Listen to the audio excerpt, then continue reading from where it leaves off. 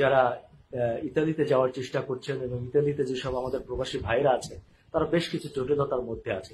আমি শুনেছি যে আমাদেরকে বেশ কয়েকজন ফোন করেছিল, আমাকে হোয়াটসঅ্যাপে যোগাযোগ করেছে যে যারা ইতালি যেতে চায় এমন অনেক ভাইরা আছে যারা 2 বছর আগে 3 বছর আগে পাসপোর্ট জমা দিয়েছে, সেই পাসপোর্টটি এখনো ফেরত পাননি এবং এম্বাসি তাদেরকে কোনো জবাবও দিচ্ছে না।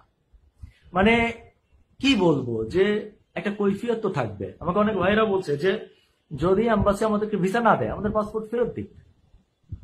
তারা একটা থার্ড পার্টিকে দিয়ে, এম্বাসি একটা থার্ড পার্টিকে দিয়ে, একটা সফটওয়্যার কোম্পানিকে দিয়ে কাজ করায়, যেখান থেকে কি নাকি যে মাসে একদিন সেই সফটওয়্যারটি ওপেন করা হয় এবং একদিনে যে কয়েকটা ফাইল জমা নিতে পারে, বাকিটা নিতে পারে না। কেউ কেউ আবার বিকল্প পথে 1.5-2 লক্ষ টাকা খরচ করে তারা যেন কিভাবে পাসপোর্ট জমা দেয়, এবং পাসপোর্ট জমা দেওয়ার পরেই যে ভিসা হয়ে যায় তা না, তারা দিনের পর দিন মাসের পর মাস অপেক্ষা করতে থাকেন।